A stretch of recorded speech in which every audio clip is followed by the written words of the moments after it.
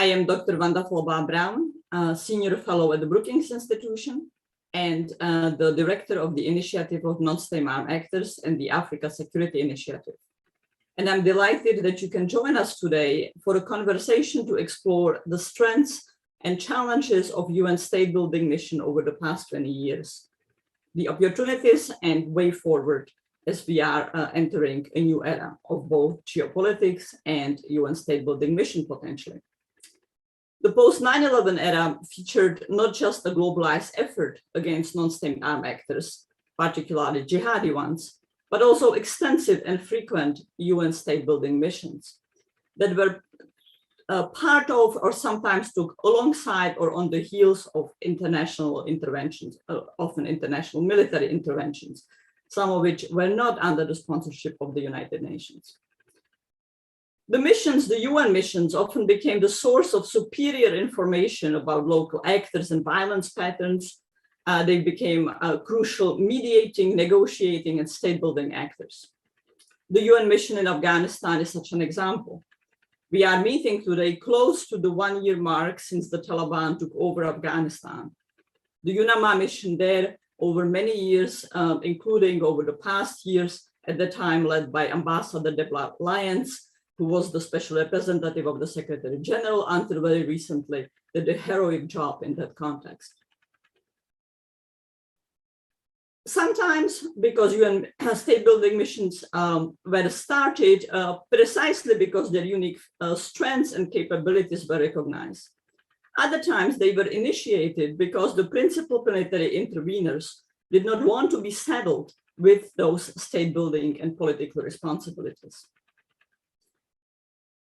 The reality now is that despite massive international resources deployed to places such as South Sudan, the Democratic Republic of the Congo, Mali, the Central African Republic, Libya, and Somalia, many of those missions are continuing to face significant challenges and showed only limited improvements towards stable, inclusive, and accountable governance led by local actors. And so it is now 20 years since those missions many of those missions were initiated. A good time to think about what has worked well and what hasn't worked so well. And we have an absolutely star panel to do so. I would, on my side, suggest that one of the key challenges for the UN missions that has been the same challenge that it has been for other actors, such as the United States, other governments trying to conduct state building. Often the local partners have had very different agendas than the state building UN missions, and sometimes they've proven to be venal, predatory, corrupt, parochial, and exclusionary. One of the reasons why the Taliban was able to take over Afghanistan. And so often there has been a big disalignment, not alignment between the international UN and other state building efforts and those of local partners. And another challenge, of course, now is that we are at the end of the post-Cold War era. We are in the era of new geopolitics, of great power competition or global power competition. But we are also at the end of the post-9/11 era that was characterized by this universal opposition, or at least universal desire to neutralize non-state armed actors, even if there were disagreements. In fact, we are back to the Cold War dynamics of might terrorists being seen as the opponent's freedom fighter. Yet another difficult challenge for UN peacekeeping missions and state building missions, as well as for other state building efforts. So we have a star team to have the conversation about what has worked well, what hasn't, what needs to adapt. Let me start with Adam Baine, who is the head of the Geneva office of the United Nations University Center for Policy Research. There, Adam oversees efforts, programming on peace building, human rights, peacekeeping, climate security issues, sanctions, and global governance. And he also co-leads the institution's high-level advisory board on effective multilateralism. Prior to this very significant position, Adam had a decade in the UN, deployed in missions such as MONUSCO in the Democratic Republic of Congo, in the UN Special Coordinator Office for Lebanon, also deployments to Khartoum, to Darfur, and was a political advisor in both the Department of Political Affairs and the Department of Peacekeeping Operations at the UN in New York. Prior to his stellar UN career, Adam was the international litigator in New York at the Center for Constitutional Rights, where he worked on behalf of Guantanamo detainees and where he worked against the use of torture. Thank you very much for that service, Adam. He has published widely, and I want to mention a terrific read. Adam has a new book, States of Disorders, Ecosystems of Governance. If you haven't yet read it, rush to it. You will learn a lot. Adam, let me start with you. What, in your view, are some of the key lessons of the past 20 years for the UN?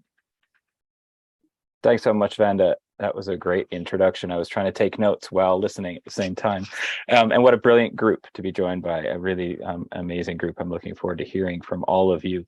Really, I want to respond to that question based on some of those experiences I had in UN peacekeeping, in living and working in some of those areas where the UN and the US and others were engaged in state building and stabilization. And then after I left the UN peacekeeping a few years ago, several years ago now, I conducted quite a few years of research specifically on DRC and South Sudan, which is the basis for that book. And what I hope to offer today is a starting point that is slightly different and hopefully transformative in understanding how state building works and doesn't work in those contexts to try and respond to that question, Vanda. And for me, the key starting question really is, why did those dynamics that you just described take place? Why, after 20 years of international state building and billions of dollars of funding, has it failed so often and so comprehensively against its own measures? Because really, by failure, what I mean is it hasn't delivered the outcomes it lists in its own goals, mandates, and programs. And an example of that is the Democratic Republic of the Congo, where the UN's had a mission there for over 20 years. And over that time has had an increasingly ambitious stabilization, state building, peace building mandate. And the goal of that mandate has largely been to reduce the impact of non-state armed groups in Eastern Congo, clear areas of insecurity, and build up state capacities for governance in Eastern Congo. And if that kind of shape, clear, hold, build language sounds familiar to you, that's the standard counterinsurgency terminology you see in US forces in Afghanistan and Iraq.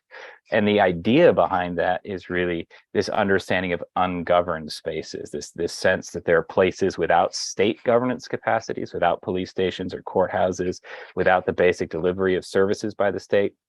And these are considered and openly called ungoverned in traditional state building doctrine. The former head of the mission in MONUSCO described the situation as a sea of instability and trying to build islands of stability in it that would be kind of state-run islands of stability. But what's happened over the past 20 years in Congo? Yes, there certainly have been some improvements in some really important areas, and we could talk about those. But that idea of extending state authority and reducing the area of influence and the impact of armed groups. I mean, look back in 2002, the UN counted around a dozen armed groups. By 2015, it was around 70 that the UN was counting.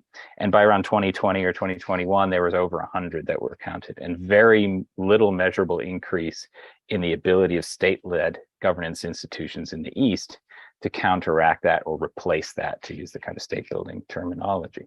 And this is despite billions being spent every year. So by its own goal of neutralizing armed groups and stabilizing the East through the extension of state authority, there isn't much of a success in a place like Eastern Congo.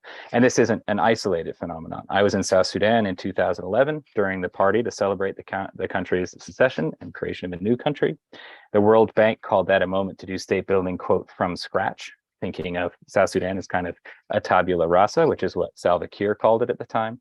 And the UN had a plan to extend state authority into all of those ungoverned spaces of South Sudan. Every time I say ungoverned, please put quotes around it. And I actually led the part of the conflict assessment that led to that new mission in South Sudan. And we identified state governance capacities as one of the shortfalls that was most in need of work. So I was part of the problematic starting point there. And between 2011 and 2013, state building not only failed to develop meaningful state capacities in most places. I interviewed hundreds of South Sudanese people, a huge number of whom saw the UN operation as actually making things worse in some ways, feeding a dangerous dynamic by supporting the so-called Dinka-dominated government at the time. And when civil war broke out only 2 years later, it was a clear indication that state building hadn't achieved its objectives. Similarly, when I worked on the UN mission in Libya, helping to set that up in 2012, same mandate, extension of state authority, stabilization, same idea of addressing the risks posed by warlords. And today, a quite similar result in some respects in terms of the inability to extend state authority into those areas. You look at Mali, Somalia, Afghanistan, the biggest state building efforts worldwide, and they all seem to be suffering from a series of deeply entrenched problems in terms of achieving their mandates. So what's the problem? And one of the problems, I think, is actually a conceptual one. And we still tend to think of failed and fragile states as broken machines. And Ashraf Ghani and Claire Lockhart's famous book, Fixing Failed States, captures that idea. But the concept really is that a machine has a broken piece. It has a part that's malfunctioning. So, for example, North Kivu has the Allied Democratic Forces armed group that needs to be taken out, or there's a round of intercommunal violence in Jonglei State that needs to be fixed. And the solution is to remove that or fix that broken piece and replace it with a working one, a state institution, a courthouse, or a police station or something. And this might work if you blow a gasket on your car, but my research approaches governance in a more systemic way. And societies are more like living organisms. They're complex ecosystems. They can't be fixed by removing a single piece, and change happens in nonlinear ways in those systems. There's a reason I have a beehive on the cover of my book. It's an example of a complex system.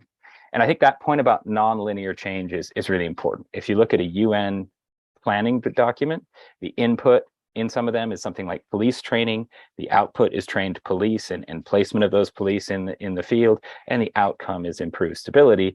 And one of the kind of transformative moments in my own kind of path through this is Rachel Kleinfeld's great article about planning for sailboats and not train tracks. Change doesn't happen in those linear ways. Change happens in complex systems in non-linear ways. Inputs don't equal outputs. And I think what's more important, and looking at the specificity of those settings, are the patterns and underlying rules that allow a system to self-organize. So, for example, in the DRC, there is a system within the police force called the parapluie, or umbrella system, which starts at the highest level, and each person down the chain is protected in their position as long as they feed resources back up the chain. And so from the Ministry of Defense down to the individual police officer, an exchange of money for protection happens. And at the local level, this turns into predatory and corrupt networks, and armed groups and private actors tend to feed off the population in that context. It links armed groups to the marketing of artisanal minerals on the international market, and all the way out to the iPhone that's in everyone's pocket right now. But it's that network of relationships and that set of rules that kind of exist under the surface that I try and explore in my research, and that I think is actually the modality for change to happen in those systems. And that is the governance system in a place like Eastern Congo or South Sudan. The system may appear different in different places and have different manifestations, but you can map those networks and see the relations at play, and that's what I try to do. So then what happens when the UN arrives with a Security Council mandate that says do SSR, and the mission says, okay, we're going to reform your security sector. We're going to neutralize armed groups with force. We're going to pour a bunch of money into new state-run governance capacities in Eastern Congo. And what my research indicates is that the system doesn't respond in an input-output way. In many cases, the attempt to neutralize armed groups actually increases the need for violence and non-state actors in some of those areas. Sometimes the exact opposite outcome happens.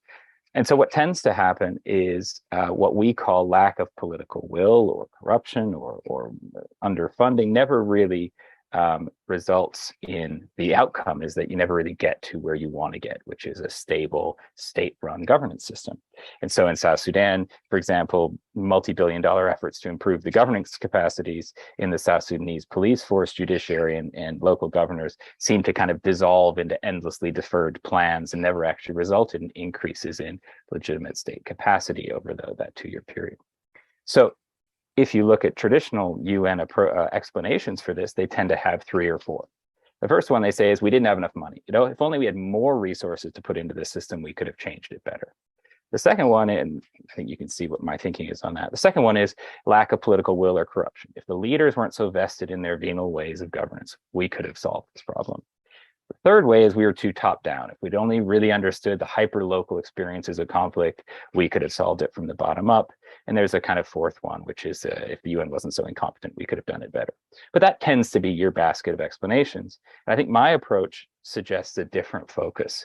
The first one is you focus on the underlying rules and patterns, what complexity theorists call strong attractors, and say, how does the system work and what relationships are necessary to it? And how is the UN able or not able to affect those relationships? And so, for example, the relationship amongst politicians, the SPLA in South Sudan, traditional leaders and communities generate a set. And how does the UN affect that by entering into it? And the second question really is, how have those systems changed over time? How do they deal with shocks? So, for example, how did South Sudan's governance system deal with the shock of the Comprehensive Peace Agreement in the early 2000s? And how did that make the system evolve in different ways? And what can we learn from that about how it might evolve in the future? And I think it shows also, if you start looking at these very different systems, how very different settings like Libya, Afghanistan, South Sudan, DRC, and Somalia might all end up with a similar set of frustrations when the UN and other major actors tend to do state building in similar ways. Now, this doesn't let the individual leaders off the hook. And I hope in the second session, we can get into some of the kind of policy implications. But certainly there are still corrupt people. There's still lack of resources. There's still overly top-down approaches that fail to account for local dynamics. But I think a systems approach as a starting point for state building allows us to begin to understand how change happens and how it doesn't happen, and how it tends to frustrate many of the anticipated changes we have in those settings. And so really what I tried to do and what I continue to try and do is reflect what I heard in the hundreds of interviews I did in DRC and South Sudan, because the people there certainly understand how their systems work. They understand how interconnected it is. They understand that what we think of as cattle rustling in the periphery of South Sudan is intimately connected to power brokers in Juba, and that these relationships and networks are what produce their system. And so my attempt really is to relay that experience of the people that exist in these networks into the language of the state builder to try and change the way we think about a state building. And so hopefully in the second round, I can get into what does this actually mean for how we do things differently. But I wanted to start with that as kind of an opening explanation for why I think state building hasn't had the results that the West in general has hoped to achieve. Thanks, Vanda. So what you are really describing, Adam, is our systems of misgovernance. Now, that's not quite the right terminology either, because they are systems of governance that is deeply entrenched and deeply functional, even if not producing peace. It produces systems of conflict and exclusion, but does so in a way that allows the systems to perpetuate themselves effectively, even despite the efforts and intervention of external actors. And how we change that really has been the Gordian knot for the international community. You mentioned in your remarks the cleared, hold, build elements of the international US Western counterinsurgency approach. And what we have seen and continue to see today in places like Mozambique, like Mali, like Nigeria, is that maybe we do some partial clearing, we do some often very inadequate holding, and the building just about never takes place, or at least not in the way that we have intended it to take place. Well, I couldn't think of a better person to offer now her reflections and follow Adam than Ms. A. Heather Coyne, who is a longtime UN insider, like you, Adam, has been part of many of these missions. Ms. Coyne currently leads the security sector reform team for the UN Special Envoy for Yemen. Prior to that, she served in UN missions in Somalia, also working on SSR, building capacity of the security agencies to oversee armed forces, manage weapons, and regulate the non-state armed actors, those aligned with the government. Prior to that, she also served in Afghanistan as the acting senior police advisor for the UN mission, trying heroically to empower civil society to make the police forces of Afghanistan more accountable to citizens and more focused on the policing that they wanted and badly needed. Prior to her glamorous UN career, Ms. Coyne was working at the US Institute of Peace as the Senior Program Officer for Conflict Resolution and Mediation, and as USIP Chief of Party in Iraq. And she also served 2 years she had 2-year military tour with NATO training missions in Afghanistan. Heather, I am so thrilled that we are able to have you on this call. Please give us your take on what has worked well and what have been the challenges for the UN missions as you have experienced them and broadly. Great.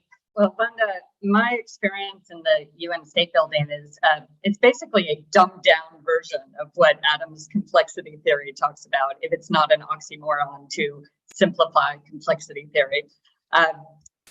I say the UN, but the approaches I've seen across the international community, the US military, UCAL, the African Union, all tend to follow the same playbook. I remember one of my first meetings with the Afghan civil society when I had just joined NATO's training mission, which was really sort of the usual train and equip, clear, hold, build approach for the army and police. The civil society organizations told me, all you're doing is training better predators. The state building efforts by the international community, especially the UN's approach to security sector reform, often fall into the same trap. They focus on the state, namely the central government ministries, trying to build capacity for participatory and inclusive security governance, which is almost completely antithetical to the interests of the people in power, who naturally then work to undermine or slow the programming. Again and again, I saw efforts that were based on the assumption that security ministries would just give up their extractive practices, with the UN working valiantly to convince them it was for their own good. It's a classic example of pushing on a string instead of pulling on it. Our arguments were just not very compelling against the very clear benefits that the leaders and all the people who work under them could gain from conducting business as usual. But I have seen initiatives that do work. They're few and far between, and they never really build enough momentum to change the direction of the state building intervention overall, as I saw to my own shame in Afghanistan. But all the things that work better have characteristics that revolve around one line from Adams' book. He said, what kind of interventions will allow societies to transform themselves from within? And let me give some examples of what that might look like. First, we have to work with actors who can drive change. That means actors who have power to make change and who have a direct interest in seeing that change happen. I had been working on community policing in Afghanistan, and one activist told me, the human rights NGOs, the women's NGOs, they're good, but they're aspirational. They don't resonate with most of Afghan society. And when I asked who did, they said the taxi union, the Bakers Association, and the sports federations. So that's where we started. The sports federation leader was absolutely thrilled about how he could use sports to make police more responsive to the people. And I said, do you mean the police will play against the community? And he said, no, the police are in such bad shape, they will always lose, and that will cause more tension. So no, the youth and the police will form joint teams and train together on the same team. Second, a related point, the interventions that work best are ones that involve existing relationships and institutions that are relevant. And often, as Adam mentioned, those are actors or systems that are outside the scope of traditional state building. If we have time, I'll tell you about the money changers of Kabul. With their union was the most effective effort in community policing that I've ever seen. But let me talk a little bit about Yemen as well. When I first arrived here, I was told that the plan for the peace agreement was to create a new national committee of neutrals who would manage all the military and security issues in a transitional period. That's exactly the opposite of Adams' focus on existing relevant institutions.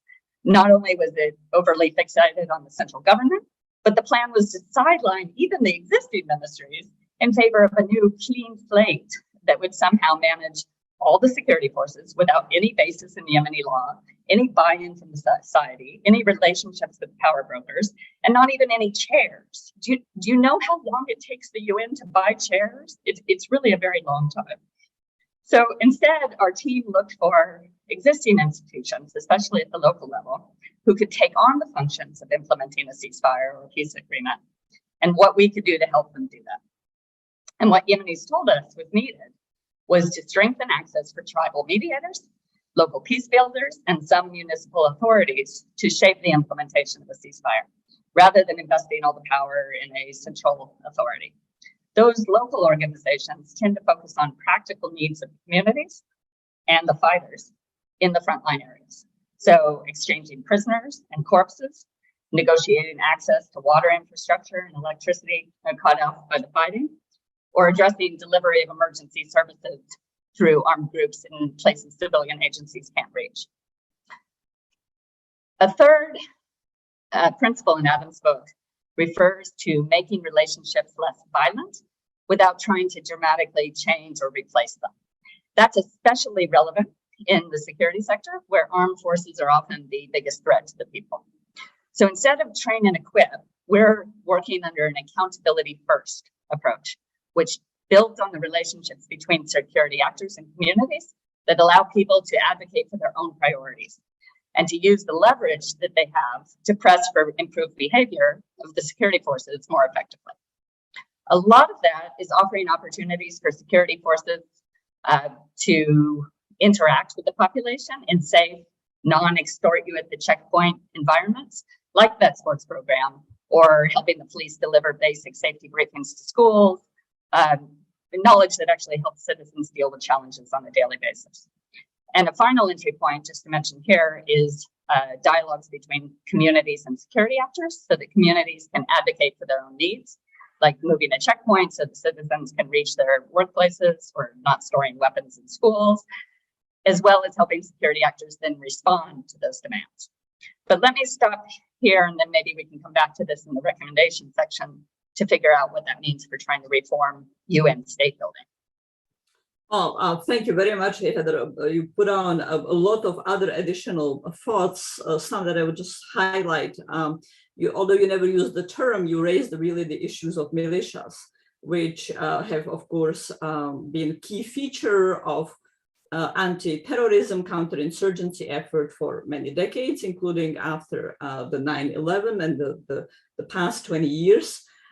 Where often the issue of accountability in arming them, supporting them, has been very marginal, and not marginal in the economic sense of making a change, but marginal as in very underemphasized and generated problems in many ways, whether in their weakness or in the consequences the militias actors generated.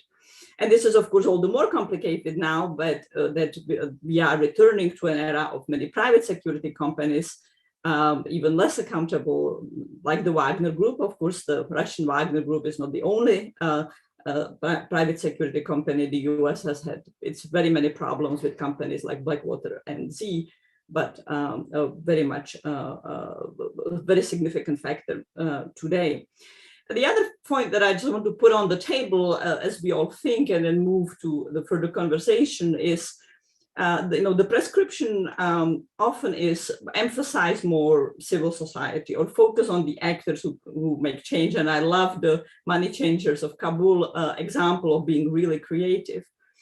Nonetheless, both UN missions and certainly individual government missions are structured to deal with governments. The business of foreign policy is to deal with governments. And so this raises the question of, do we really need to rethink foreign policies? But of course, the governments will be objecting. They don't want to hear, no, money will not go to us, it will go to these actors of change, whether they are civil society or they are other actors. And so when the civil society actors become effective, they can themselves become targets of neutralization. I can think of many settings where when the local initiative, the actors of change really start making a difference, they are undercut and eviscerated by our presumed governmental allies. And perhaps this is a good segue to another just enormously terrific panelist that we have, which is Ms. Rachel Kleinfeld, who is a senior fellow in the Democracy, Conflict and Governance program at the Carnegie Endowment for International Peace.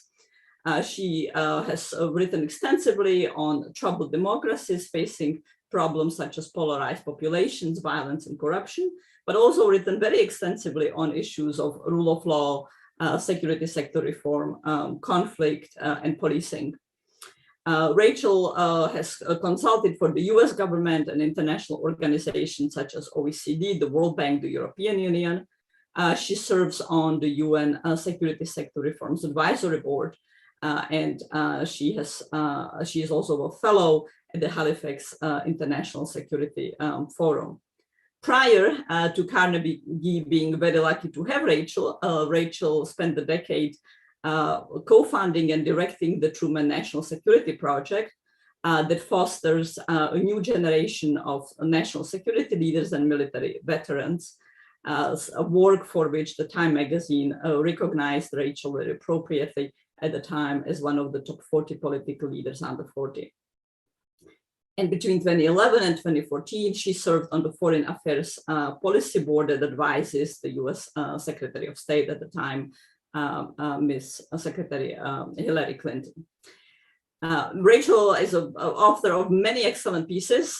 Adam already referred to one of her articles that I encourage everyone to read, and she also is the author of many books, including two that I want to highlight: A Savage Order and Advancing the Rule of Law Abroad, the Next Generation Reform. If you haven't yet read them, rush to buy them along with Adam's book. Rachel, over to you on your thoughts and reflections on both the lessons broadly, but also this issue. Can we really go local, recognizing that partner governments, in quote unquote partner, are often deeply troubled, deeply misaligned, or not aligned at all, deeply contradictory to the agenda of inclusive, stable, accountable governance? Can we simply go around them? Can we only deal with local actors? What is the balance that one needs to strike in maneuvering the systems of complexities about which Adam so eloquently writes? Thank you so much, Vanda. Thank you for that beautiful introduction. And for following Heather and Adam is really a tough act. I do field research. They've lived in the field for many, many years in multiple very difficult places. And so I would take my remarks with a grain of salt, given that. I'm also going to be unduly optimistic here. Usually I'm the one who says very negative things about the United Nations. I'm going to start off by actually praising them and then moving into the problems, because many of my remarks were taken by Adam and Heather. I'm actually Vanda in her introduction right now, so you'll hear some reprises, but I'll bring up some of the good stuff, and then I'll caveat, and then I'll go into some of the changes that need to happen. Academic research has been actually really clear on the United Nations peacekeeping being quite effective. And so I just want to bring that up here, that peacekeeping, what the academics show is it's good at resolving civil wars. It's good at reducing violence during wars. It's good at preventing wars from recurring. It protects lives. It keeps violence lower. All sorts of good things, sizable and statistically significant effects. Conflict zones that have UN peacekeeping missions tend to have fewer deaths than places without them. And that's in cases that where the UN sends peacekeeping missions, those tend to be the hardest places. You tend to get UN peacekeeping missions in the most volatile areas where mistrust is high, where countries are quite poor, where frankly there aren't a lot of bilateral incentives to engage. So that's all good news. And I want to name all that because there's a reason the UN keeps doing things that we're all going to critique right now. And one of the reasons is that because they can show a lot of positives in a lot of cases, there's a lot of incentive to say, well, these are good things, that the violence is down, the war has stopped, and so on. And so let's keep on doing what we're doing. And I think a lot of the critique falls on two sides. One is you see political critiques on the unintended consequences, the cholera, the distorted local economies that the UN peacekeeping missions bring, the sexual violence, things like that, that are unintended consequences of throwing often a lot of young men and a lot of money into different areas. The other side of it, though, is that when the UN does these peacekeeping missions, they have a model, as the previous commentators have mentioned, and that model tends to reify the government, and it tends to reify structures of power that are governmentally sanctioned. And so those things can do all the good things that I just mentioned in terms of bringing down violence and so on. But what they do is solidify a structure that then becomes very hard to change afterward. And that structure causes ongoing problems. And so if you look at what the UN says about its peacekeeping missions, it acknowledges failures like Haiti, and then it names successes like Cote d'Ivoire and Croatia and Liberia and so on, Timor-Leste. And then it talks about Cambodia, usually in a positive way. But the blindness to these political structures and these power structures that can be predatory or brutal, and the sort of aspirational aspect of working with NGOs and civil society that are gender neutral or positive to women, and various things that the UN wants, leads to a reification of this central authority, even when it's not congruent with the power structure. And that's particularly the case in countries that Alex de Waal talks about as political marketplaces, where power might be very transactional and be changing quite quickly, or where it's just very personalistic. And so bureaucratic structures don't work particularly well with those personalistic structures, or where the government itself, as in Sudan, for instance, is sort of a prop of the international structure, and the actual powers that move underneath it do not fit within the lines of authority that have been set out on nice PowerPoints that sort of set out what the government is supposed to look like.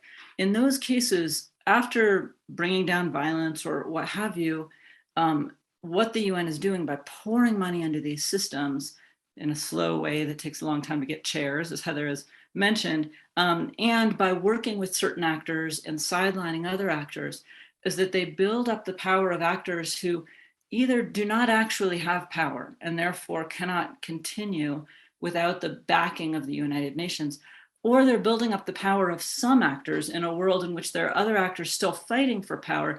And the UN has kind of put a top on that by just being present, but it can't actually create a power structure out of whole cloth. They're international, they rely on a government to say that it's okay for them to be there, and so on and so forth. And so they're sort of, I think of my pressure cooker, they're sort of holding things down on top of this pressure cooker while all the activity is going on inside and underneath. Now, I don't need to expand too much on the fabulous suggestions that Adam and Heather have already made. I think they're absolutely right that the way in which we have to move beyond UN 1.0 into UN 2 or 3.0 has to do with actually examining the power structures, working with who actually has power in these states, and then moving toward using that power structure to move toward more open structures, whereas the UN tends to perhaps inadvertently enable autocratic structures, both in economic and in political terms. And so working toward more open structures politically and economically would be the next phase that we'd want to move to. But I want to talk, as I started out with, here are the good things the UN is doing and why it's hard for them to necessarily see the problems. There are problems with the UN structure that are making this very hard. One is the workforce development issue. There's a lot of actors in the United Nations, and a lot of them need to get this understanding. For very few of them is it in their incentive structure to do this well. It's a very hard thing to do, as Heather can testify on the ground. And the structures and incentives for any particular job within the workforce of the UN is to do the things for which metrics are easily developed and that meet those metrics. And this stuff doesn't work with that kind of a metric system, especially a metric system developed ahead of time that doesn't change. Adam mentioned my piece on sailboats, not trains. These are extremely dynamic systems. You need to navigate like a sailboat, not like a train. And as a result, these pre-developed metrics that the workforce has to meet just aren't going to function in these systems. But until that changes, you're not going to get the UN to change, because the UN is simply an agglomeration of lots of individuals. The second point I wanted to make was about the geopolitical nature. Vanda's talked about the new Cold War moving beyond the kind of old Coyne and CT world into this new Cold War world. That certainly is impacting the United Nations, given who is on the Security Council, the great power competition that has started up with the UN, with the US and China, the US and Russia, many allied nations, the US and Russia. And also the often unacknowledged in the US fact that most of the world hasn't joined that democratic grouping that's fighting Russia. but is actually sitting on the sidelines, has many more mixed views, doesn't necessarily see this as democracy versus autocracy.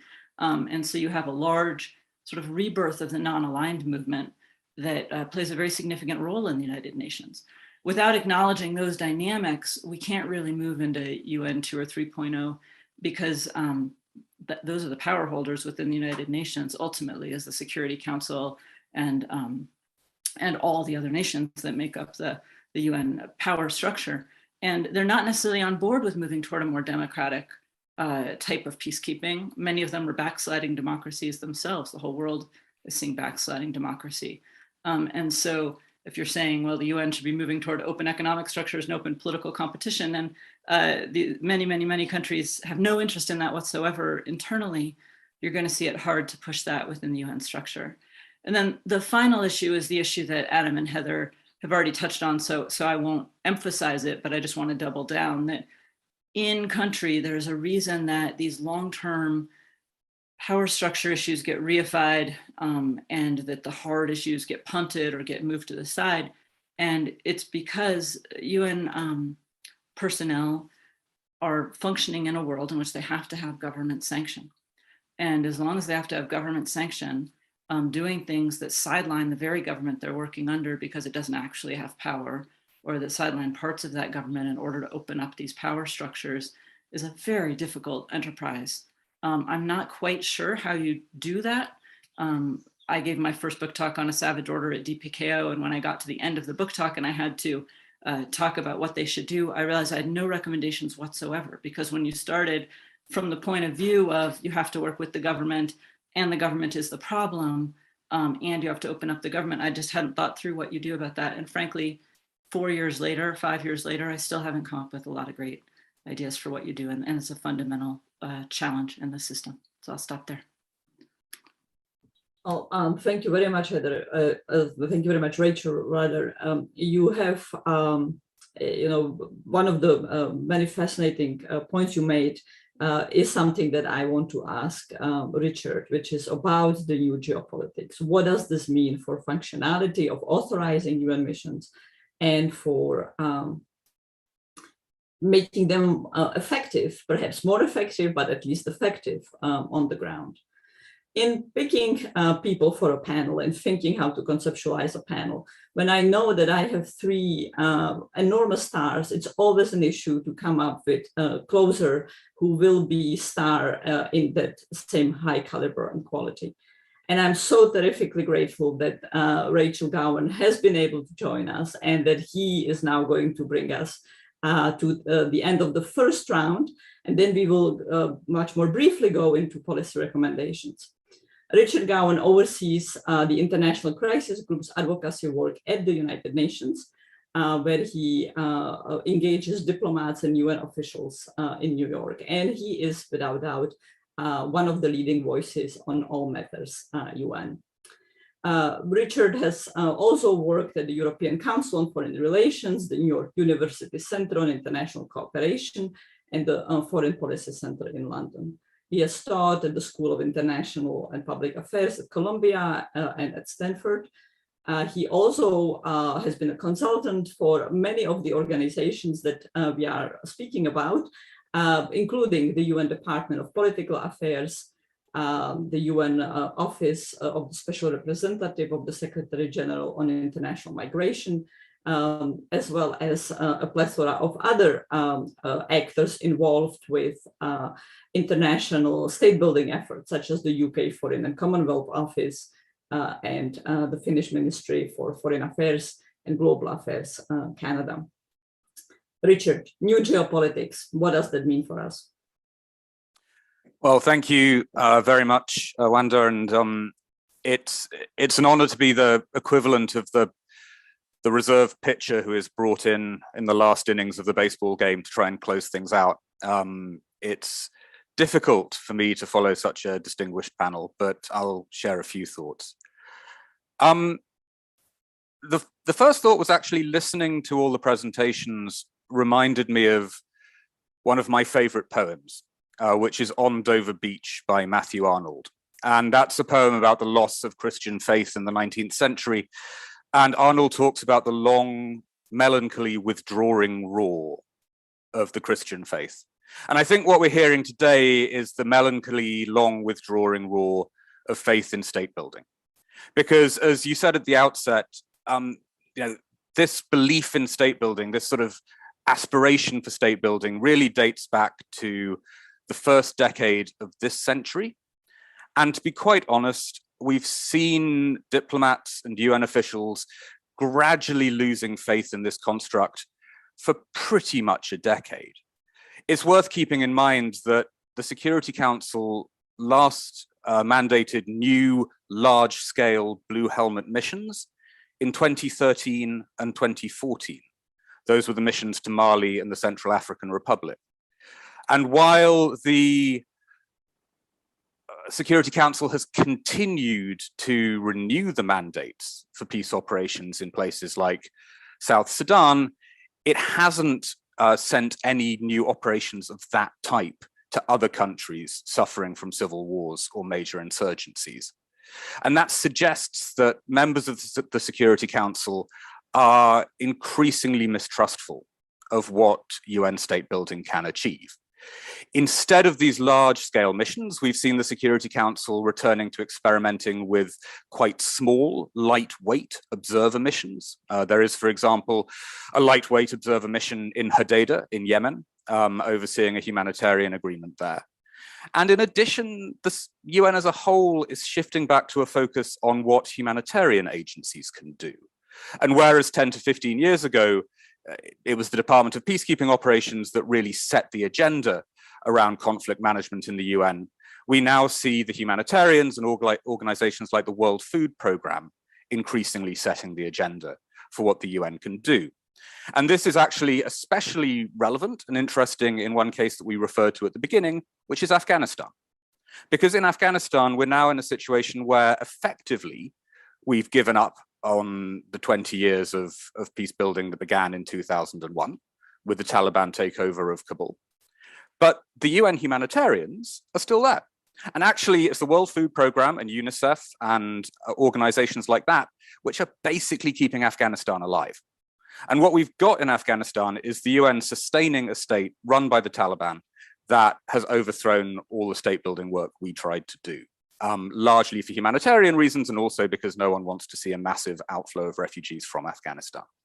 So I think the era of state building is being replaced by a much more ad hoc era of lightweight peacemaking and humanitarian engagement. And then, yes, the geopolitics is kicking in. One of the reasons the Security Council isn't innovating so much in terms of peacekeeping is precisely that there are growing tensions between the permanent members, and obviously those have accelerated this year. China and Russia do push back on some of the ambitious liberal concepts of state building that the US and allies would like to propose through the Security Council.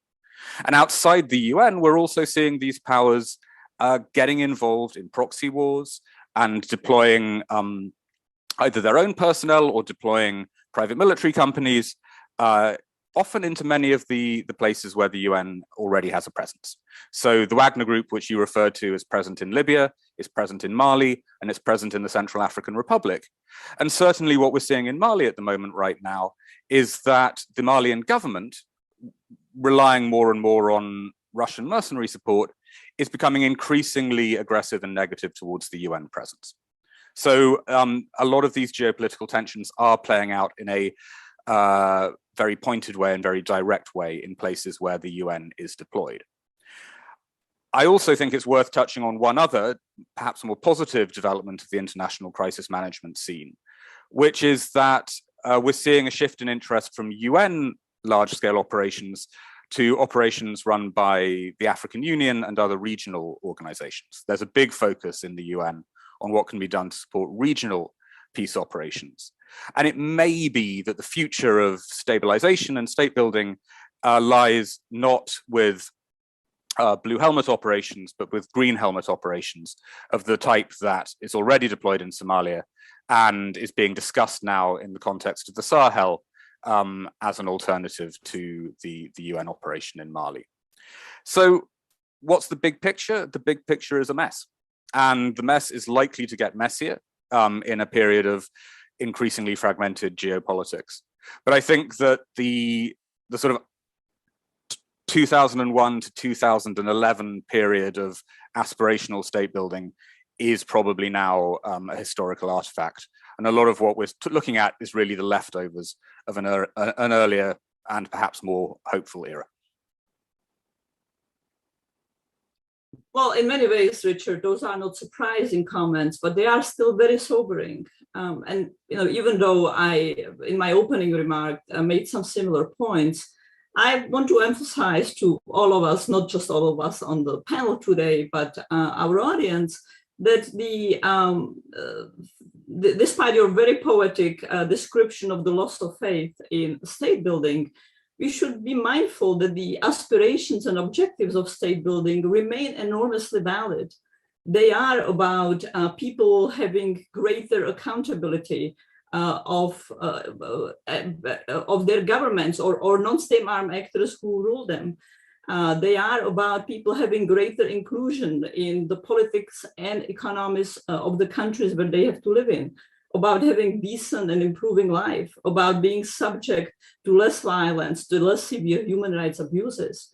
And so even as the international appetite has significantly diminished for state building, as we have been doing it over the past 20 years, and the geopolitics makes it very difficult to continue doing it, the aspirations remain valid. We are also at a time where countries like the United States have lost appetites for great military interventions against terrorist actors. So on the one hand, we are pulling back from large military deployments, but we are also pulling back from state building. What does this leave us with? It leaves us with occasional hits against particular bad non-state actors. I would posit this is not a good overall conceptualization of the issue. And I would suggest that we look at some of the lessons from anti-crime efforts, which for many years and at various times and periodically become shrunk to the occasional hit against a narco, the occasional hit against a mafia boss, and ignore the need to enable communities to support the anti-crime efforts. And that requires making lives of the communities economically, politically, with respect to human rights, viable with legality.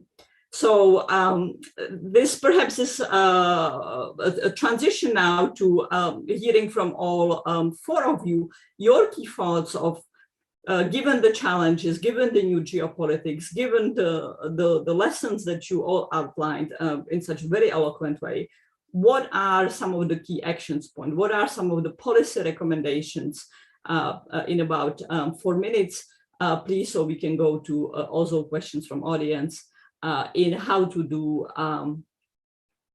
state building better, or if we are no more doing state building at all, what do we do instead? Adam, let me start with you and go in the same order, please. Great, thanks, Vanda. I'll try and do 6 in 4 minutes, 6 policy thoughts, a couple sentences each.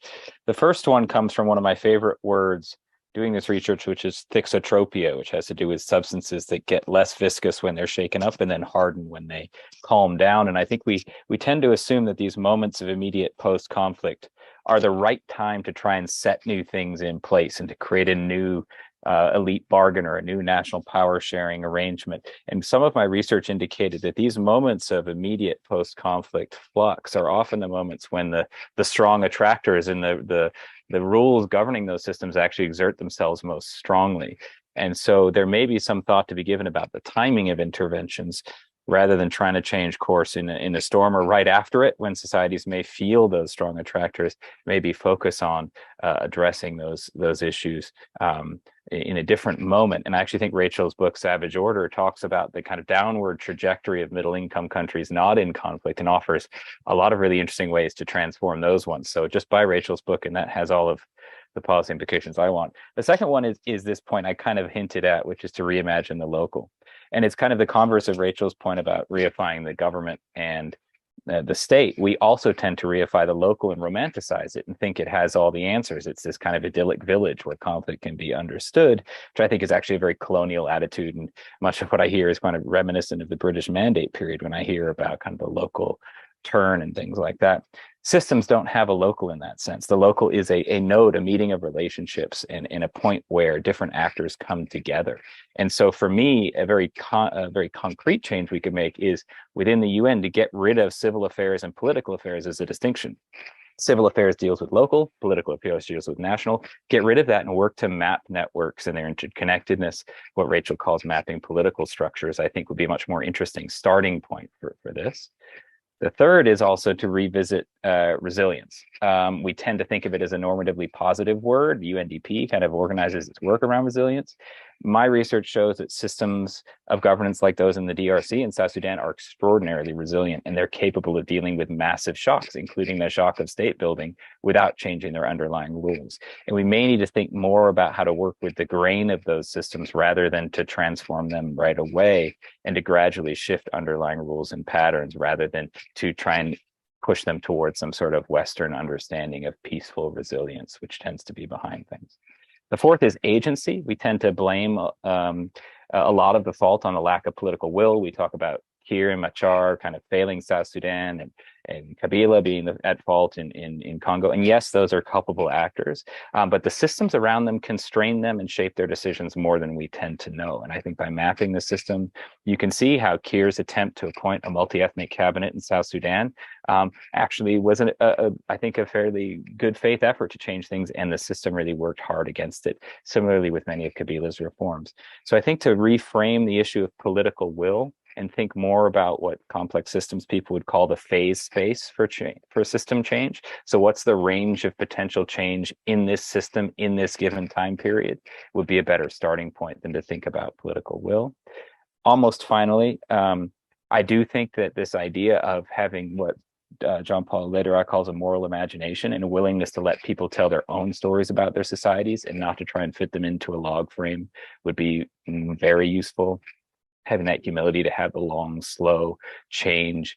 Again, Rachel's metaphor of tacking against the wind. I think if you try and impose a results-based budget of success and failure over the year, you'll never have the space to hear what people say about their own system and their own society. And I certainly think that Frank Fukuyama's end of history is wrong. There are many manifestations of governance that don't meet the Western liberal model, and staying open to that, listening to that is another important point that tends to get obscured by results-based budgets.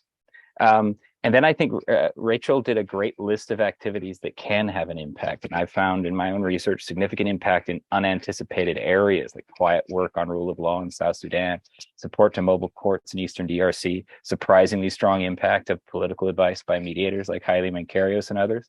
And I think focusing really on what works, getting out of that, Rachel's correct critique of the metrics approach to impact, but to think about what change really looks like and investing in that rather than continuing on investing in these cookie cutter models of peacekeeping with the same mandates and the same capacities. Maybe we need to invest in more chairs for Yemen, a Heather's point, or roads. Everybody I talked to in South Sudan, when I asked what they wanted, mentioned roads. That might be another way to respond to needs rather than spending another 900 million on troops. Again, those structures and incentives within the UN system are very hard to change, as Rachel's point out. And I think this may actually lead to what Richard's talking about, which is a contraction to smaller, potentially more humanitarian focused missions centered around the clear value added of the UN. It might mean more outsourcing to green helmets, maybe even a new generation of peacekeeping that's driven by a different set of goals. That's what the new agenda for peace in the Common Agenda report is meant to open the door to. Maybe some of Vanda's ideas about being more kind of following an anti-crime model. But I do want to finish with one thought, which is that I think there is still going to be a need within the international system to offload those intractable conflicts on something. And that something is probably going to be the UN. And so we are probably going to need to grapple with another couple big-ish missions in the medium term. And so I don't think we can count on that contraction happening too quickly. Thanks, Vanda.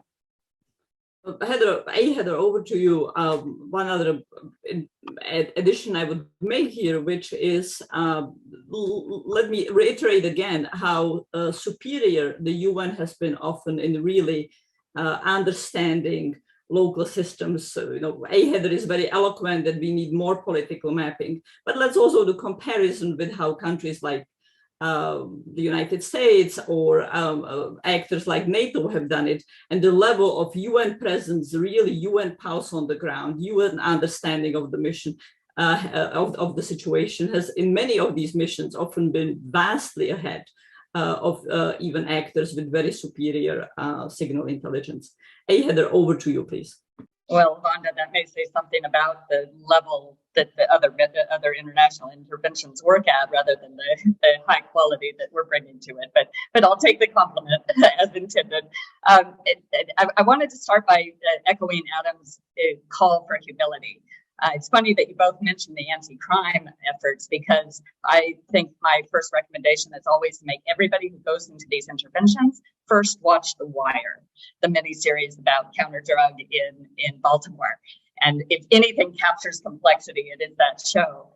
And if you can't fix the drug problem in Baltimore, where you know the language, you know the culture, you know the history, you know the players, it's your own country, how are you going to do that in Afghanistan or Somalia or Yemen or anywhere else? So I make all my young soldiers and my civil affairs folks watch that before they come out. The second lesson I would take away, a recommendation I make, is to focus on a process rather than preferred outcomes. So there are a couple of things that we have some value added as the UN to do. One is enabling access for actors who are outside that traditional scope of state building to access the halls of power, to push for their own priorities. By virtue of the UN's relationship with national security leaders, we can actually insist that civil society or local mediators get a chance to be at the decision-making table. And the other thing that we can do is support alliances between like-minded organizations so that they can be stronger in their own lobbying for their interests. And that's where, at the risk of being a colonialist, that's where we can make connections with people who do have outcomes that we as the UN value and support, because we can encourage those kinds of organizations who share our values to ally with each other and be stronger at what they do.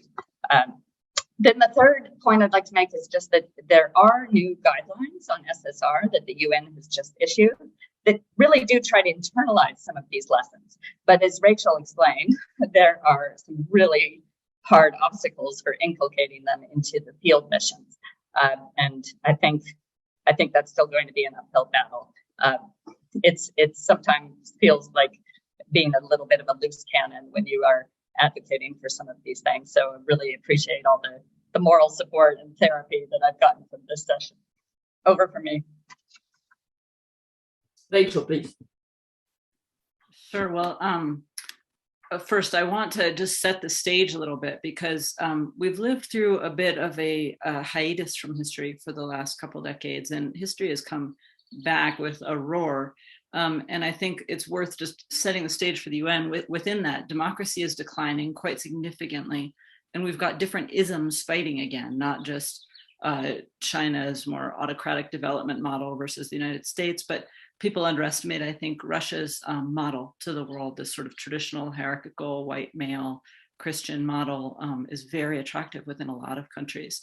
And so we've got isms fighting, we have democracies declining. That suggests to me that we're looking at a world with much greater conflict, much more local conflict than we've seen over the last couple of decades, many more regional players involved in that local conflict than we've been seeing, and we've been seeing it growing, obviously, for the last few years, and more international war, which has almost been in abeyance and has certainly come back. This is what's going to be the next generation of conflict. And as Vanda was saying, the UN does it better than the US, it does it better than France.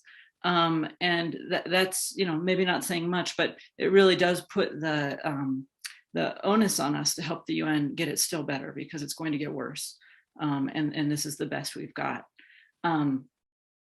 Heather mentioned The Wire. I also am a big aficionado. I actually watched it after writing my book, and I felt a little bit of despair. I thought, people should just not read my book, watch The Wire and kind of squint, and then they'll get to whatever country they're working in. So I think that has most of the lessons, and I'm just going to embellish on that screenplay. But I have 5 quick points. One is I want to go back to how do we get the UN to change? There's the old joke, how many psychiatrists does it take to change a light bulb?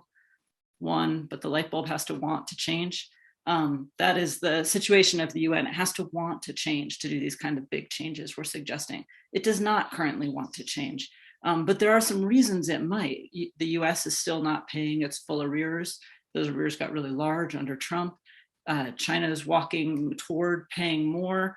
That's an interesting dynamic. So there's things that might encourage the staff to want to change, and I think we need to harness those to make the changes we're suggesting.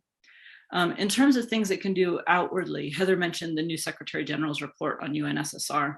It's a really good report. I really like it, so I don't want to be overly critical. But there's an assumption in that report that if the UN addresses the hard stuff up front, then later implementation will go better. That one of the problems that the UN's having is that it's punting the hard stuff. And then in that moment of flux that Adam was talking about, you can get more done. I agree that you can get more done in that moment of flux, but I'd suggest that one of the reasons the hard things aren't addressed up front is because they're the hard things. Those are the most crucial elements around which security apparatuses, militias, and so on are jockeying and often increasing the violence to have a bigger stance at the negotiating table. And the UN's incentive is to keep down the violence, and so to get an agreement and punt on these hard things. So the thinking I've been doing recently is that the question for the international community is not just how do we get a peace, or even how do we prevent those who gained from war from profiting from peace, but this kind of work with the grain that Adam's talking about. It's really how do we transform a moment of peace that necessarily is going to entail providing undue power to people who profited from violence, undue power to corrupt individuals and groups and transnational networks. Just accept that that is what the peace deal is going to entail. And there's only so much we can do about it. We should do whatever we can, but there's only so much. We're going to be starting from there. Then how do we transform that into a long-term political and economic settlement that's more just, more democratic, more open, and more lasting? We've given a lot of intellectual effort to that first step. How do we get a more just and lasting peace? And very little to what do we do with our imperfect peace, and how do we transform it into a more fair and open political settlement that's realistic about what we're starting with. And I think if we treat this as a two-step process, we might be able to come up with some more creative ideas that are more realistic for how we get to that second step. I've been thinking a lot in terms of tripwires, provisions that, for instance, might strip violent actors of political or economic power or security sector power, but they aren't retroactive. They kick in only after missteps down the line, so that you can maybe get them into the initial peace agreement. Nobody thinks they'll actually be applied. That might provide part of the answer. Another idea is creating more institutions of justice that are outside the reach of the politicians that also kick in. So tripwires that have investigative institutions that are funded internationally that are kind of semi-governmental and semi-independent. Ghana had structures like this to investigate corruption, for instance. They recently denuded them of all their power, but it worked for a while. But anyhow, investigative institutions, adjudicative institutions that would allow more transparency into the system. Donors could insist on accounting procedures, audit bodies, things like that, that would enable power to be taken away after the fact. And even institutions of justice like CSIG style activities that would be built into the initial peace agreement, but would take an effect later and would sort of grow in power. And then the last thing I'll say is that one thing the UN could do right away, and bilateral donors too, is be much more transparent about its security and aid assistance. Often one of the issues with this assistance is not just that it distorts local economies, which can be a little inevitable with that much money and personnel flowing into a poor and small country, but that no one knows where the money is going, and that builds distrust. It builds distrust for internationals, it builds distrust within the system. And I think if there was much more transparency, if people knew where it was going, and if they knew where to place the blame, if they're upset with the UN versus upset with people in their own country who are stealing the money, transparency could go a long way toward helping with that. So I'll stop there. Richard, please. Thank you, Rachel. Thank you. I mean, so I am unique in that I have not watched The Wire, but I did go to school with the actor who plays McNulty. So really, you should have asked Dominic West to come and speak in this slot, but he may have been too expensive. I would make 3 points. I mean, the first relates to my argument about the new focus on the UN's humanitarian role. And I would simply say we shouldn't underrate that. And even if you look at a situation such as Ukraine, and the UN has no political role in Ukraine at the moment, but it has played a humanitarian role there, including in trying to cut this very fragile deal we saw at the end of the last week over getting grain out of Odessa. There are places where the UN's optimum role may be to mitigate conflict and contain conflict, and we shouldn't be ashamed of that. It's also worth saying that the bits of the UN that do that work are often chronically underfunded. I'm sure Heather can tell us how chronically underfunded aid work is in Yemen, but if you look at the funding flow for a lot of humanitarian operations, it remains well below what is required. And sometimes I think we should simply throw a bit more money into those efforts, as they do play a useful role. Secondly, if we are seeing a turn towards more regionally led peace operations, like African Union-led peace operations, there's a lot more we can do to strengthen those. There is, for example, a long-standing proposal for the UN to provide more systematic funding, what's called assessed contributions, to African Union peace operations. And I think that's something which the US could push on in the Security Council with support from African states, but also actually countries like China, to try and create a stronger basis for the AU in missions going forward, perhaps in places like the Sahel. And thirdly, I think it's absolutely crucial to emphasize what Rachel and others have said, which is that the UN does retain a lot of unique expertise in a lot of aspects of peace operations. And that ranges from mediation to rule of law, but also the technical stuff. The UN is much better at budgeting and administering peace operations than most regional alternatives such as the African Union. And even if we're going to transfer a lot of operational responsibility to these other organizations, we should make sure that the UN is sort of there as a hub of expertise, providing servicing support and background support to these other actors, because we shouldn't waste the expertise that has been built up in New York and in UN field missions over the years. So those are three fairly pragmatic, low-key bits of advice. The other thing I would say is keep an eye on Haiti, because everything is looking very bad in Haiti now. And traditionally, for the last 30 years almost, whenever things go really bad in Haiti, the Security Council sends in the blue helmets. Now, right now, there's no appetite in the Security Council to send in a large peacekeeping force, but Adam may be right. We may see a new generation of blue helmet missions, and it may well be that one of the first places that sees that happen is actually Haiti. We may go right back to one of the places it all sort of kicked off in the 1990s.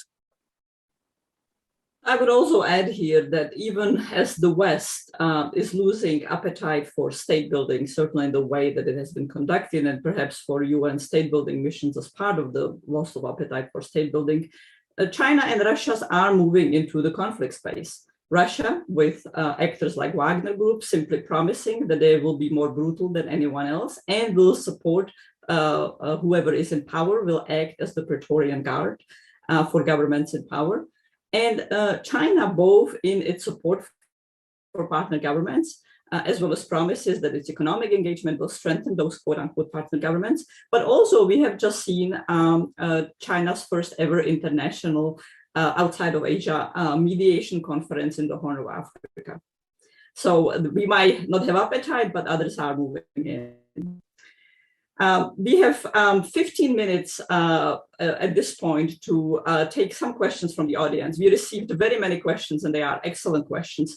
A lot of the issues that our audience has been asking has actually been already covered in the remarks, which was one of the reasons why I was not pushing the remarks to greater brevity, because they were engaging with issues of high interest to the audience. So perhaps let me put two questions on the table, and whoever would like to engage them, please let me know. If we have time for another round, I will come to two more questions. So one of the questions asks about how does the UN learn and adapt? To what extent are measures and metrics that are always part of UN missions incorporated in any kind of different action in another mission? anyone who would like to engage in that, and can that be done better? There are reasons of why systems of disorder, systems of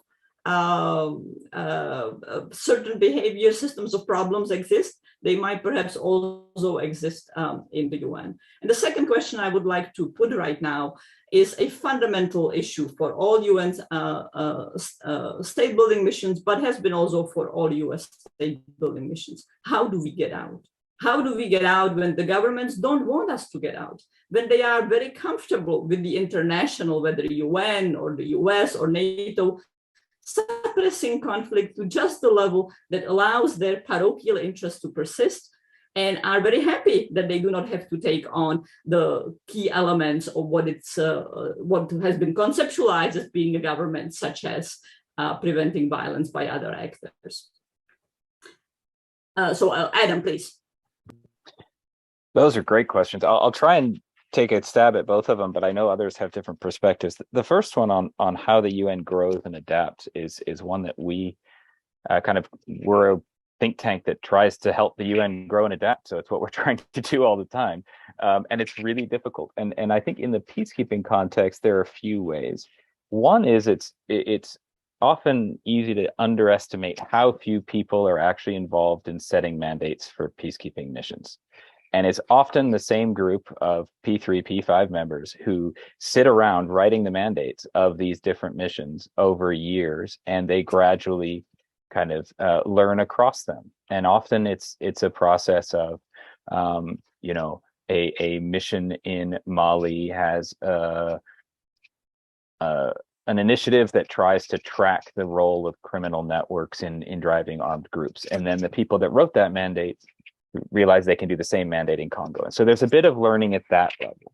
I think the more interesting learning is through practice, and to have people who move from mission to mission and who bring that experience from mission to mission. And so you get someone, I worked for David Gressley, who had spent years in Mali, years in South Sudan, and then came to Congo. And a lot of the discussions we had was, how can you take those experiences about what works and doesn't work in those situations and bring them. And so it's very, for me, the many of the changes that you see are through the individual experiences of people that have moved around. What I don't think tends to happen, and there are entire departments in the UN that try to make this happen, is a kind of systemic conscious change to change a policy. That happens occasionally, but it's very difficult to actually effectuate change in that. So I think that is a difficult one that we try to engage with. And then there are shocks that can change. M23 invades Goma in 2012. Suddenly you have a new doctrine on offensive use of force. Sometimes the outside world just triggers a shock. And I think we may be in a moment of shock. And the question that I think we're all grappling with is, what does that shock result in on the peacekeeping front? On the how do you get out? Kofi Annan wrote about this, no exit without strategy, I believe is a piece of it. And it's a recurrent question of what are the conditions under which you can get out of a country. I think what my research was started with is, if you continue to have the same goals you have articulated in terms of security sector reform and national transformation, you'll never get out. And we'll never leave Congo if we have to implement the entire mandate there. We'll never leave Mali. So I think one of the things we did actually worked on the exit strategy for MONUSCO in Congo is the first question is, what are the minimum conditions under which you can transition to something else? So you start maybe with, and in Congo, we started with security conditions. What are the minimum security conditions under which we could shrink the static footprint of MONUSCO and start transitioning tasks to others? Even that gets really complicated. But I think one of the things I keep coming back to is there is a tendency within the UN to assume that the UN is doing something that it's not doing. So, and you say, we're going to turn the security, often the phrase is, we're going to turn security back over to the Congolese. My point is, there was never a moment where the UN was in charge of security in Eastern Congo. It just, legally, it was never the case. Factually, it was never the case. So I think the starting point is actually asking the question, what is the UN actually delivering now that is irreplaceable by someone else? And then how do you gradually transition that set of capacities? One of the most interesting ones I can think of right now is Darfur, where the UN's role in providing protection to evening patrols, doing evening patrols to protect women doing firewood gathering, dramatically reduced the number of violent sexual assaults against women. That is something that's very difficult to turn over to another actor right away. So then you get into the question of how do you continue to have that impact of reduction or maintaining that low level of sexual assault on women without the UN there. And I think those are very interesting questions when you get into transition moments, and Haiti's a great example. They've reconfigured Haiti, Richard, I don't know, 10 times, different acronyms, different sets of skills, different like peacekeepers flowing in and out, a rule of law focus and then not a rule of law focus. I think that question keeps coming back, which we tend to gloss over the key starting point, which is what is the unique value added of the UN in a given situation. I think that's the interesting question to get to. And often it's more than you think it is, but it's almost always different than what the mandate says it is. I'll leave it there. Heather, please. And I'm noticing that we are at 11:21 on my watch, so this will be the only round. If you want to add a sentence in any kind of closing remarks, please do so. Heather, please. So let me start with the how do we get out? And I'll put a twist on that and say maybe it's more about how we get in. There's a phrase that says start as you mean to go on. And maybe we should only be doing things from the start that we're okay doing indefinitely.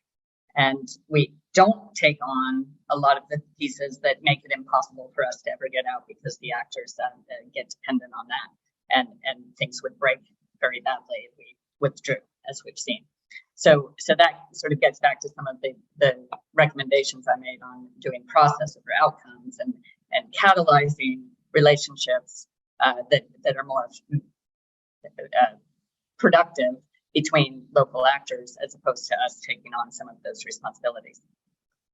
On the learn and adapt, maybe I'm still waiting to see the learning and adapting, but I think in contrast to the small number of movers and shapers that Adam talked about in peacekeeping, the special political missions where I've mostly spent my career are a lot more actors floating around in different places. There's not so much centralized guidance and help for us to do those things we do. I think, though, I do agree with Adam that people find what works, they find things, and then they take it with them when they move to another place. Not that the context is going to mean it's the same solution, because everything depends on the unique characteristics of that environment. But there's certainly things that tend to be groups of things that people should consider looking at. And what I would love to see is something that incentivizes using those. So structures that have funding or expertise to support the kinds of things that we've seen work in other contexts that can maybe fit or be considered for the new place, such as, the emphasis on civil defense and accountability programming to start rather than the big train and equip missions. Thank you.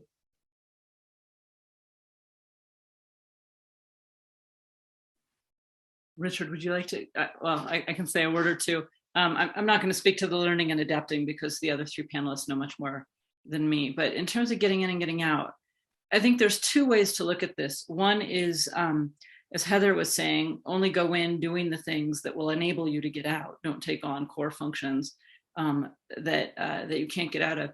Another way of looking at this is take on things that you're willing to do for 10, 20, 30 years. And accept that the UN is going to be there, that it's a very low cost, tends to be light footprint compared to most other options, that you're always looking at what's the other option. And that in some cases, having the UN there to protect the women gathering firewood or water might be the best of all available options. In other cases, that might be something to build into local abilities through some kind of governmental or non-governmental functionality. But there's something else the UN is going to be doing indefinitely. And I'm not perfectly comfortable with that suggestion. Certainly myself of the 1990s would have been extremely uncomfortable with that suggestion. But myself of the 2020s thinks that we might need long-term footprints in some of these places, that there might not be another viable alternative. And that thinking about what that footprint looks like, how it functions within that society, and just accepting that the world of nation states that had full sovereignty over their countries and borders with no international encroachment has been a very short period of international history, that for much, much longer, there were colonies, there were states made up of religious groups that covered large empires, there were all sorts of different arrangements. Right now, we're in a world of nation states that doesn't seem to be working all that well. in which we pretend there are nation states, but in fact, there are colonial arrangements of one sort or another. There are still large empires, and we kind of pretend that's not the case. But when you look particularly at these conflicts in which regional powers are playing large roles and so on, we just have to sort of admit what actually is. And if what actually is a much messier world with much less clear sovereignty, maybe the UN has a role to play in that it needs to just acknowledge. And certainly in places like Somalia, the role that international actors envision for the African Union mission, now ATMIS, is not just protecting women going to firewood, perhaps not at all protecting women going to water holes and collecting firewood, but stopping Al-Shabaab from taking over the country explicitly. Richard, your thoughts on the recommendations? I mean, look, firstly, I think that the UN has many imperfections when it comes to learning and change, but it's also still a remarkably open institution, primarily because there's no real confidentiality in the UN, so nothing is really secret, which makes it easier to share ideas. And also, everyone expects the UN to fail. I mean, I remember a Norwegian diplomat saying to me 15 years ago, the great thing about the UN is that it always fails, so you can be honest about the fact that it's failing. Whereas a lot of other institutions and governments don't really like to admit failure. So overall, I think the UN is open, and the fact that the UN listens to people like Adam and Rachel is very much part of that. So that's a positive note to end on. On getting out, let's just keep in mind that we've got out of quite a few places okay. The UN is largely out of Kosovo, it's out of Timor, it's out of Liberia, it's out of Cote d'Ivoire. There are a lot of places where we did state building, and guess what? There are states there. And so actually, in a lot of cases, this has worked. The real challenge is getting out of the Darfurs or the Eastern Congos, where there is really no obvious endpoint on the horizon. And there I would agree somewhat with Rachel that even in places like Mali, Crisis Group would argue that however constrained MINUSMA is now, it's better to have the UN than not. So we shouldn't hurry. We shouldn't sort of always hurry for exit strategies. Sometimes the UN is better than nothing at all. Well, I mentioned earlier that a challenge for designing a panel is always thinking how the stars will line up and how the excitement will carry across the conversation. And the challenge can be particularly when one talks about issues such as UN reform, which could be a rather esoteric and stale conversation. This has certainly not been the case with ours.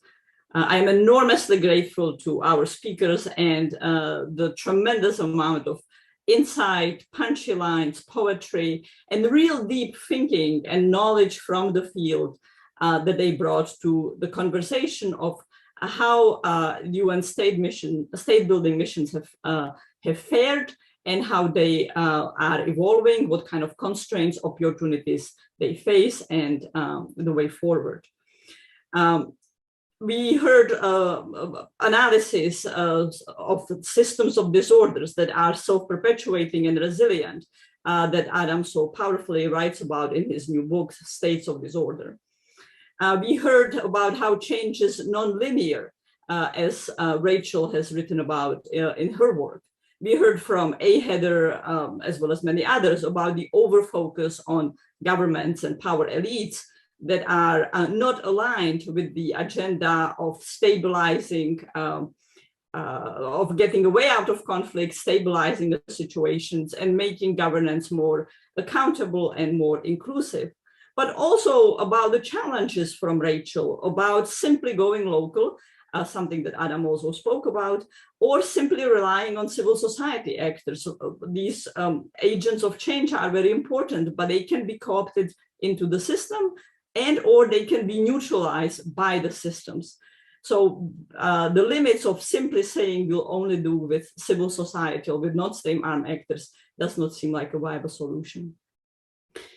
We also heard from Richard about the new geopolitics and the opportunities, perhaps the shrinking of missions to more humanitarian-oriented missions, and nonetheless their enormous usefulness, but also highlighting to us that we might be on the cusp of a new deployment, such as to a place like Haiti. I would like to add one thought of my recommendation, and that is that in this new era, we should perhaps be focusing not on the way things have been done, but on shaping non-state armed actors and shaping our presumed partners. And then instead of engaging in broad transformational efforts, we will really need to focus on incremental change, looking for moments of opportunities, dealing with actors that might be partners and allies one moment, but understanding that they might stop being valid partners and allies in another moment, being able to shed them, and perhaps realizing that the objectives that we have toward more peaceful society, toward more accountable society, toward more inclusive society might stall, sometimes might go back, and we might locate another moment of opportunities in this shaping environment where we shape both our enemies as well as our present partners. Thank you very much all for your terrific remarks. Thank you, our audience, for sending really terrific questions, for joining us today. Look forward to more events from the Initiative of Non-State Armed Actors and the Africa Security Initiative, including our conversation on Friday at Brookings that we will have with the outgoing Colombian ambassador about Colombia and its state building efforts. I will be joining him on the panel, and my colleague, Dr. Michael O'Hanlon, will be the moderator. Thanks for watching. Be sure to like and subscribe for more videos from Brookings.